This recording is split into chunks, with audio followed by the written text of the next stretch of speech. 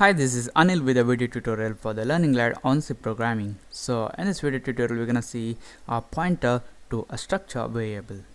So similar to the pointers for integer, floating point or character variables, we can create a pointer to a structure variable also. So for the demonstration purpose in this tutorial we have a structure here which is called student, and as a members we have name which is of type character array, then the roll number which is of type integer. So first we're gonna create a variable of this structure student. It's gonna be struct student, then the variable name, let's call it Anil. So now we have a variable. Next we need a pointer for this structure variable Anil. It should be of type struct student. So we're gonna create that. It's gonna be struct student, then star operator to define a pointer, then let's call it as ptr.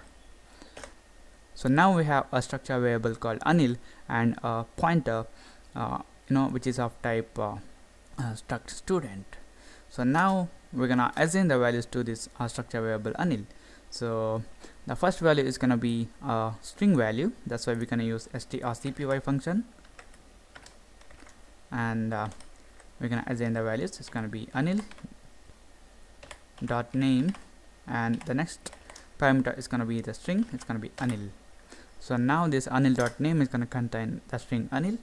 Next we have to assign the roll number. It's gonna be Anil dot roll number equal to, let's say, 1 2 3 4.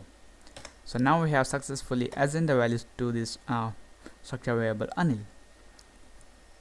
So next what we're gonna do is we're gonna make this pointer ptr to point to this structure variable Anil. So to make that we have to write ptr equal to ampersand operator to get the address, and the variable name is going to be Anil. So now this ptr is a pointer to the structure variable Anil. The next thing I want to teach you is how we can access the values by using this pointer. So first we're gonna access the values by using the structure variable Anil. So we're gonna use a printf statement. It's gonna be printf, and it's gonna be %s for name, add a tab, then %d for roll number, then Anil dot name and Anil dot roll number. So here we are accessing the members of the structure variable Anil by using a dot operator. So make a note that when we use this dot operator, the left operand is the structure variable. So next we're gonna use this pointer ptr to access the values present in this structure variable Anil.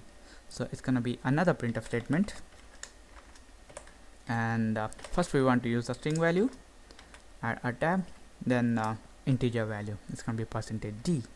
So here, as I told you before, when we use this dot operator, the left operand must be a structure variable, but here this ptr is a structure variable pointer, so this is not a structure variable. That's why we can't use this dot operator with this pointer ptr. So for that purpose we have another operator which is called an arrow operator.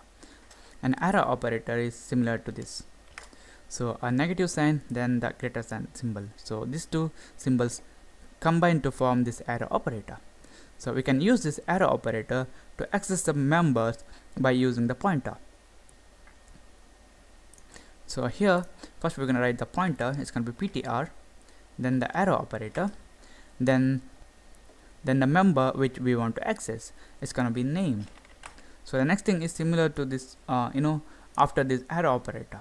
So first the pointer, then the arrow operator, then the member. So a comma. So next we want the member roll number which is in this structure variable Anil. That's why it's going to be the pointer, then the arrow operator, then the member name. It's going to be roll number. So now we have used this arrow operator to access the members which are stored in this structure variable Anil. So I'm gonna save it, compile it. Okay, we have to remove this, save and compile and run it. So as you can see we have Anil 1 2 3 4 which is by using this dot operator, and next we have Anil1234, which is by using this pointer and the arrow operator. So this is it. This is how we can use a pointer to a structure variable, and then we can use this arrow operator to access the members of that structure variable. So thank you for watching, and don't forget to subscribe, like my Facebook page at facebook.com/learninglad. I'll see you in the next tutorial.